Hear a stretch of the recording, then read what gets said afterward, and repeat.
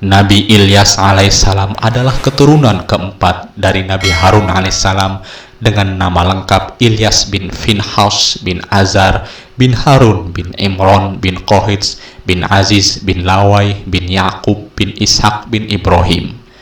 Nabi Ilyas diutus oleh Allah Subhanahu wa Ta'ala untuk berdakwah kepada kaum Bani Israel.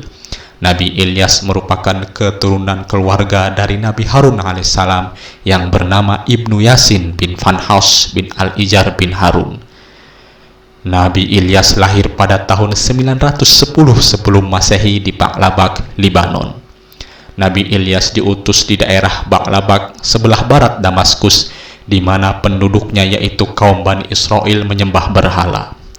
Diriwayatkan bahwa Nabi Ilyas pernah diusir dan dilempari batu dan diancam akan dibunuh oleh istri Raja Ahab yang kejam. Karena Nabi Ilyas telah menghancurkan berhala kaum Bani Israel. Karena ancaman yang dari kaum Bani Israel, akhirnya Nabi Ilyas terpaksa meninggalkan perkampungan itu dan bersembunyi di gua.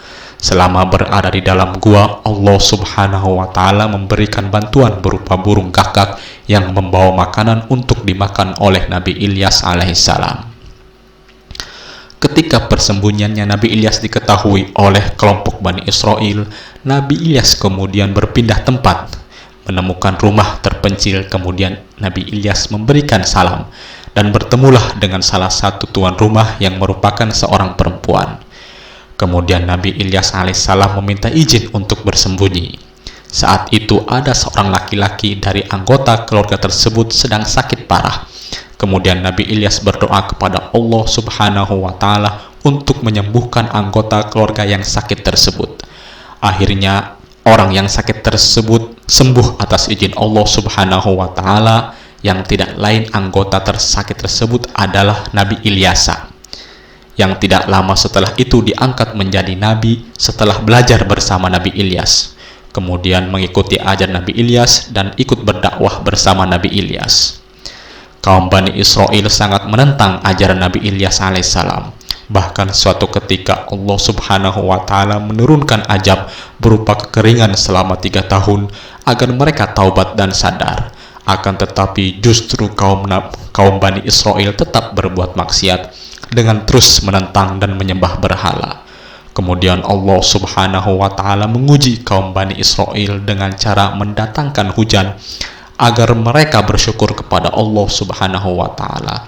Akan tetapi kaum Bani Israel tetap tidak bertobat dan malah menentang kepada Nabi Ilyas dan menuduh Nabi Ilyas sebagai pengacau. Akhirnya kaum Bani Israel pun kembali ditimpa musibah yang lebih berat, yaitu gempa bumi yang dahsyat. Mereka pun bergelimpangan dan tidak bernyawa lagi. Nabi Ilyas alaihissalam dan orang-orang beriman selamat dari musibah tersebut karena sudah terlebih dahulu meninggalkan negeri tersebut. Diriwayatkan Nabi Ilyas wafat diangkat ke langit oleh Allah Subhanahu wa Ta'ala. Usia Nabi Ilyas 60 tahun di bumi. Itulah tadi sejarah singkat mengenai Nabi Ilyas alaihissalam. Semoga bermanfaat. Assalamualaikum warahmatullahi wabarakatuh.